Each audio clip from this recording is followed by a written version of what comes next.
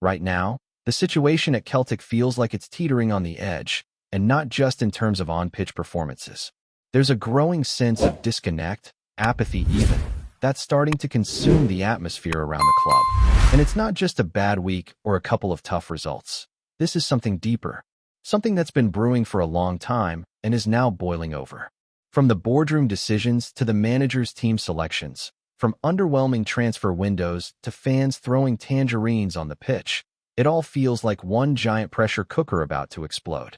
You can sense the frustration from every corner of the support. It's in the comments, it's on the forums, it's in the stands. Hell, it's even in the tone of voice from those usually optimistic.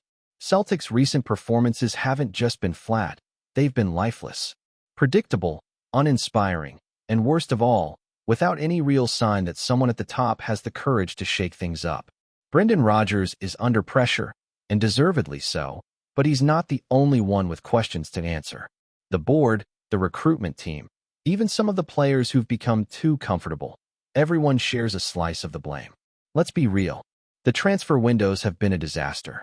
Summer came and went with barely a reinforcement of real quality, and January feels like a ticking time bomb already. And while Rodgers publicly complains about the lack of options in the squad, he's still rolling out the same starting 11 week after week.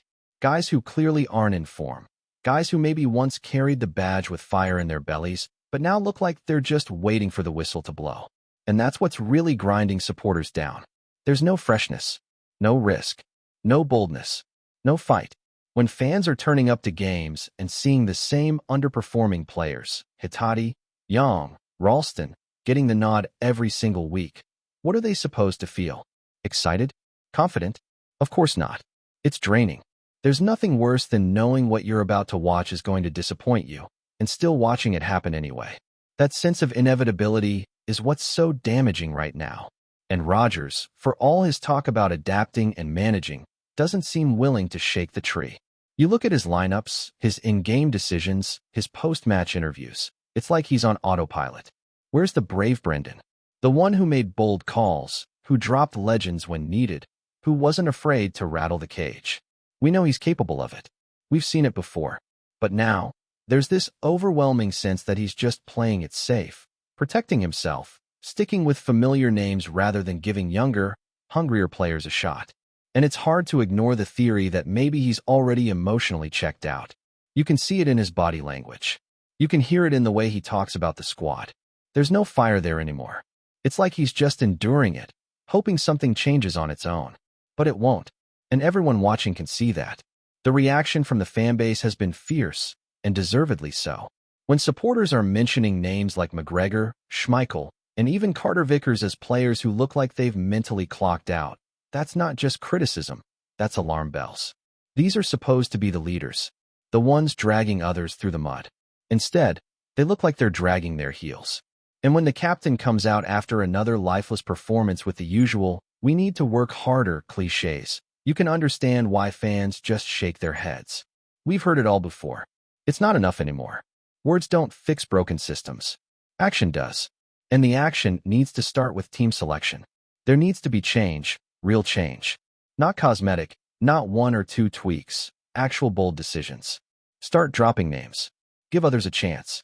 Maybe they won't be world beaters. Maybe they'll even struggle, but at least it'll be different. At least it'll show some backbone. Because right now, watching Celtic feels like watching the same episode of a show you no longer enjoy. Predictable, slow, and completely devoid of spark. Fans like Nathan, who go home and away, week in and week out, are flat out saying they feel nothing when match day comes around. Think about that. These are the most loyal supporters, the ones who bleed green, and they're saying they can't even get excited for kickoff anymore. That's not just bad, that's dangerous. When apathy sets in, it spreads like wildfire. And once it's there, it's hard to shake. The truth is, Celtic have been coasting. Years of mismanagement, arrogant boardroom decisions, and a transfer strategy that looks more like a guessing game than a plan. It's all caught up with us. The club generates serious money, enough to be competing at the top of Scottish football without question.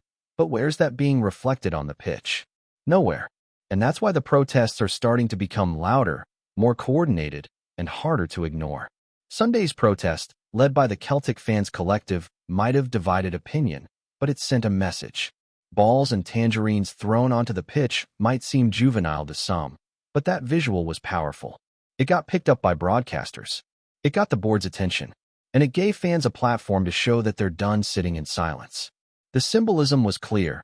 The board's strategy is rotten, and the club needs change from the top down. The collective's actions go beyond matchday antics too. They've laid out a plan, from pre-kickoff demonstrations to coordinated visual displays and even resolutions for the upcoming AGM. This isn't just noise anymore. This is organized discontent. Their campaign, not another penny, is challenging fans to hold the club accountable by cutting off everything except the match ticket. No more merchandise, no more food and drink, no more stadium tours or events. And while they know not everyone will take part, even a small financial hit could force the board to take notice. And it's not just about shouting louder than before. There's real thought behind the collective's next moves. They want unity, not division. They want to avoid anything that could negatively affect the players on the pitch. That's a mature shift in approach, especially after previous protests were criticized for doing just that. Now, the focus is on visibility and symbolism, actions that highlight discontent without undermining the team. But even with all of that, the question remains, will it make a difference? Can anything really change unless Brendan Rodgers steps up and shows some fight himself? Because no protest, no statement, no boycott is going to change what happens on the pitch if the manager continues to rely on the same tired formula. He has to be bold. He has to be brave. He has to give players who are hungry for a chance and opportunity to inject something different into this team. We've seen enough of the same old faces to know what they bring, or rather, what they don't. There are players out there, sitting on the bench or even out of the squad, who must be wondering what they need to do to get a chance. And supporters are wondering the same. If the current crop isn't delivering, then why not mix it up? Why not give the fans something to get behind? The atmosphere at Celtic Park is desperate for a spark, for that surprise name on the team sheet that gets people talking, not with dread, but with hope. The match against Sturm Graz on Thursday feels like a turning point.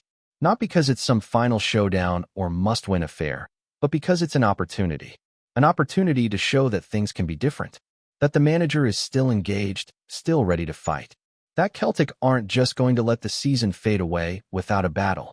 But let's be honest, the expectation is that nothing will change, that we'll see the same starting 11, the same slow build-up, the same lack of urgency.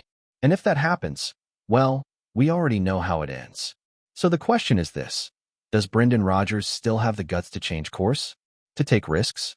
To act like a manager who believes in turning things around, not just surviving until the next window? Because this run of form, this general feeling around the club, it's not sustainable. Something has to give.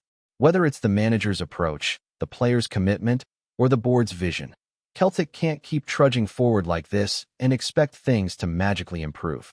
If there's one thing that keeps getting louder among the Celtic support, it's the demand for change, not just slogans or statements, but actual change on the pitch and behind the scenes. Because while frustration is boiling over, what's just as concerning now is the sense of numbness creeping in. People aren't just angry anymore, they're tired. Tired of the same excuses, tired of the same post-match interviews, tired of watching a team that looks like it has lost its soul. And maybe that's the word that really sums it all up right now: soulless. Look at the way we're playing. It's not just poor results, it's the manner of them. There's no drive, no aggression, no intensity, no urgency, and worst of all, no identity. Celtic were never meant to play football like this. This club has always been about flair, energy, pressing high, attacking in numbers, putting fear into opponents the moment they walk out the tunnel. But right now, teams aren't afraid of Celtic. They're licking their lips. They know we'll pass sideways. They know we'll play safe. They know we won't threaten them with pace or purpose. And that's heartbreaking to say, but it's true. Supporters aren't just worried about dropping points. They're worried about what this club is turning into. A team that used to dominate now looks unsure of itself. A club that used to inspire now looks hesitant and confused. And the man in the dugout, Brendan Rodgers, looks increasingly like a figure unsure of his own direction. There was a time when his presence on the touchline brought a sense of authority, a confidence that he knew exactly what he was doing. Now it feels like he's grasping for answers, yet refusing to make the kind of decisions that could actually spark something. And the thing is, the fans aren't asking for miracles. They're asking for effort, for hunger, for fight. They're asking to see something different. Even if it fails, at least it shows you're trying. At least it shows that you recognize things aren't working and you're willing to act. But when the same underperforming players continue to start, week in and week out, what message does that send to everyone else? To the younger players waiting for a chance? To the guys in the stands busting their backs in training, hoping for an opportunity? And to the fans spending their hard-earned money, desperate to feel connected to their team again? Let's not pretend that Rodgers doesn't have options. The depth may not be ideal, but there are players who haven't been given a proper run. Bernardo, Tinky, even some of the younger lads. We've seen flashes, and flashes are more than we're getting from some of the mainstays. Why not inject a bit of unpredictability into the team? Why not bring in guys with something to prove instead of relying on names who, frankly, look like they're mentally elsewhere? That's what Thursday could have been. A clean slate, a bold reset, a chance to show the fans that something is shifting. But if the same faces walk out onto the pitch against Sturm Graz, then we'll already know how it ends. It'll be another 90 minutes of hoping for something different while watching the exact same football that's brought us here in the first place. And the longer Rodgers sticks with this formula, the more people will start asking the tough questions, not just about the players, but about him. And maybe that's the conversation that's been quietly building. At first it was about the board, then the recruitment, then the players. But now, more and more, you hear fans turning the focus on Rodgers himself. Is he the right man for this? Does he even want to be here? Where's the fire we used to see? Where's the manager who made ruthless decisions, who demanded the best, who wouldn't tolerate mediocrity? It's not just about tactics anymore. It's about leadership. And leadership means taking responsibility, not just pointing at the squad and saying, "This is all I've got." Because if you're not even willing to try something new with what you do have, then that's on you. Before we proceed, subscribe to our channel and enable notifications to receive all exclusive news about Celtic FC. Don't miss any details about your favorite team. It's extremely important for Celtic FC fans. Whispers are growing louder around Glasgow this week, as talk of Daisen Maeda's potential departure from Celtic begins to take shape. The Japanese forward, a fan favorite and tireless engine on the pitch, may be on his way out, and supporters are finding it hard to believe. Few players have embodied the modern Celtic spirit quite like Maeda. Relentless in the press, fearless in attack, and utterly committed to the green and white shirt. Sources close to the club suggest that interest from abroad has intensified, with clubs in England and continental Europe eyeing Maeda's versatility and work rate. Though nothing has been confirmed officially, insiders describe the atmosphere at Lennoxtown as tense but respectful, as teammates and staff brace for what could be a massive loss. For many Celtic supporters, Maeda's potential exit feels like the end of an era, a blow not just to the squad, but to the emotional heartbeat of the team. His connection with the fans runs deep. The chants, the flags, the songs about his lightning pace and relentless pressing have become part of the matchday soundtrack at Parkhead. If he leaves, we lose more than a player, one season ticket holder told us. We lose a bit of our soul.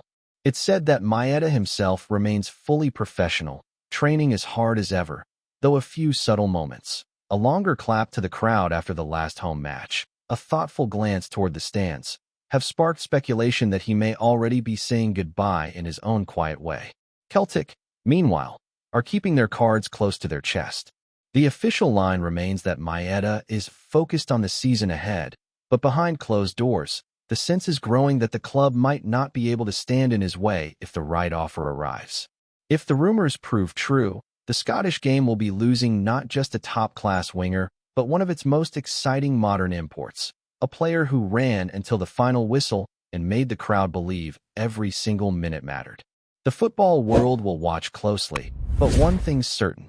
Should Daisen Maeda leave Celtic, the echoes of his energy will be felt at Parkhead for years to come. Hello, fan. Don't forget to like and subscribe to the channel, as it means a lot to Celtic FC. Also, share your opinion about the news in the comments below. See you in the next video.